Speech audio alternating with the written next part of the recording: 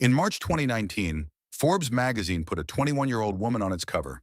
The headline called her the world's youngest self-made billionaire in history, younger than Mark Zuckerberg when he hit a billion, younger than anyone Forbes had ever tracked. The world reacted exactly as you would expect. Half the internet celebrated her as a genius.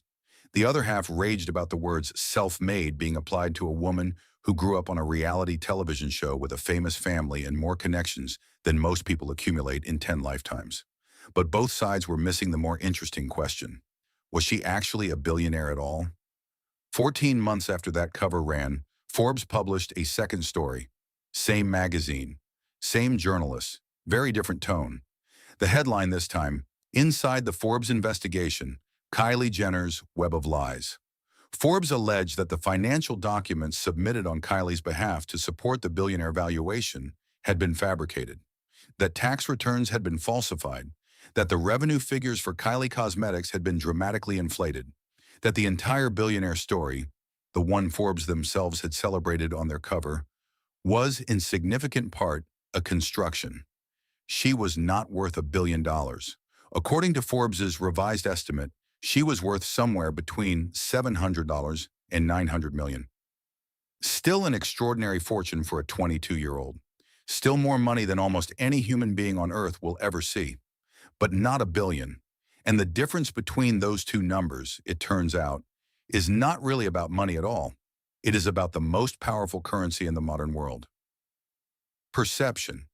To understand how Kylie Jenner became a billionaire, real or otherwise, you have to understand what the Kardashian-Jenner family actually built. Keeping Up with the Kardashians launched in 2007. Kylie was 9 years old when the cameras first arrived. She grew up not just in front of an audience, but as a product of one.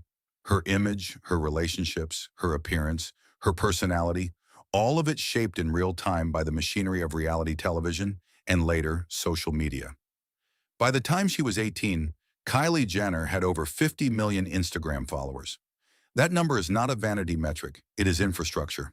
It is the equivalent of owning a television network, except the audience is younger, more engaged, and more likely to buy whatever the person on screen is holding.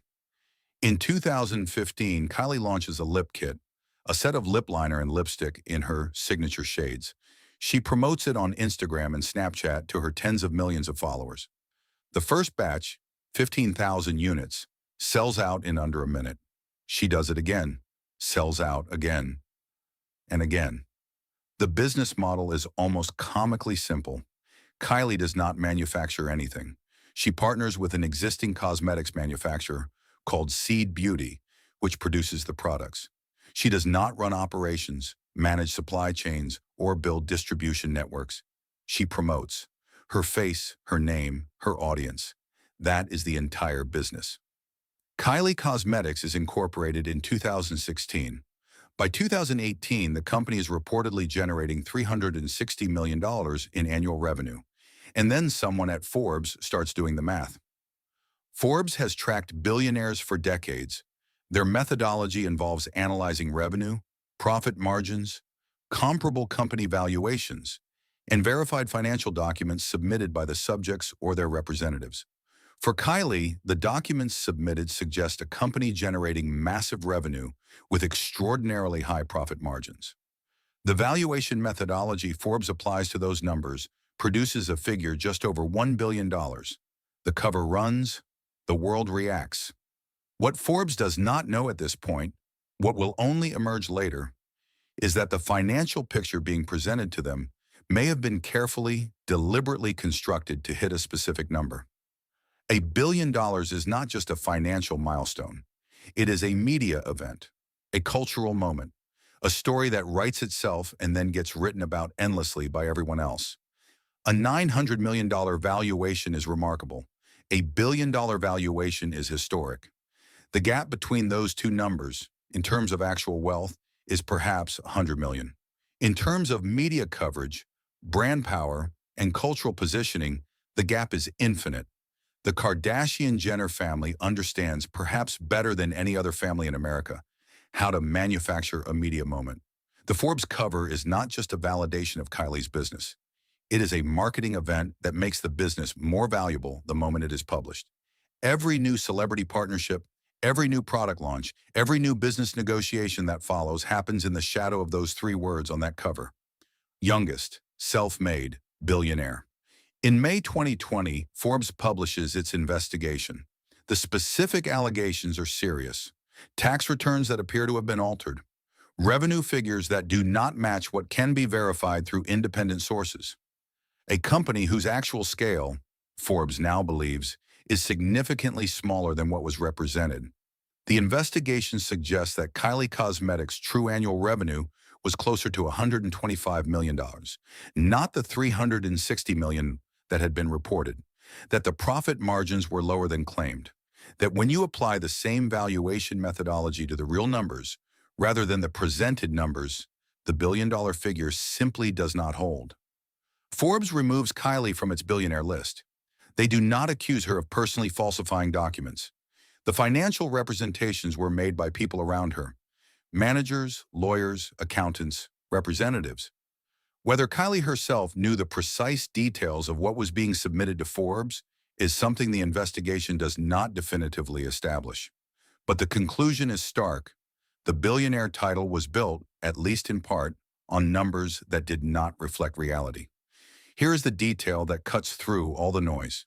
In November 2019, before the Forbes investigation but after the billionaire cover, Kylie sells 51% of Kylie Cosmetics to a beauty conglomerate called Coty Inc. for $600 million, when a company is actually sold to an actual buyer for an actual price. That is the most reliable valuation that exists. No estimates, no methodology debates, just a real transaction between a willing buyer and a willing seller. $600 million for 51% implies the entire company is worth approximately $1.2 billion at the moment of sale. Except, Coty is a publicly traded company, which means their financial results are public.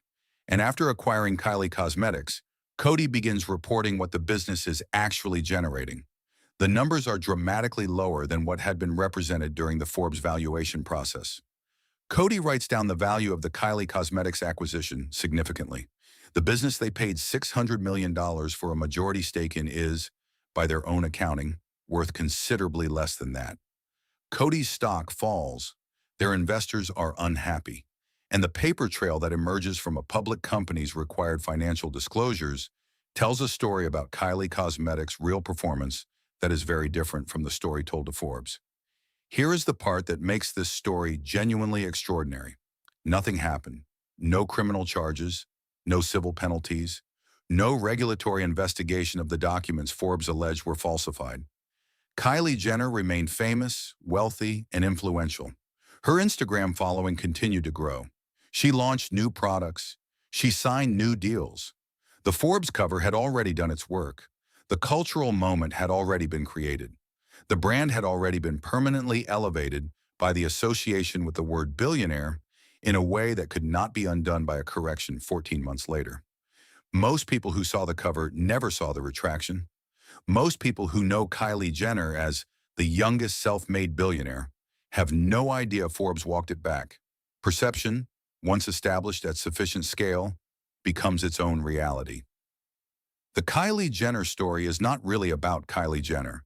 It is about how the modern world values things, and how the line between genuine value and perceived value has become so thin that in many cases it has simply disappeared. A company worth $125 million in real revenue, presented skillfully enough to the right publication at the right moment, through the right network of relationships, can generate $1 billion headline. And that headline can make the company genuinely more valuable than it was before the headline ran. The perception creates the reality. The story becomes the asset. Every brand, every celebrity, every startup raising money from investors is playing some version of this game. The question is never only what something is worth, it is what you can convince the right people it is worth, and for how long. Kylie Jenner did not invent this game. She did not even play it better than anyone who came before her. She just played it in front of more cameras than anyone ever had. And the cameras, as her family has always understood, have a way of making everything look bigger than it actually is. She was never quite a billionaire, but the story made her one anyway.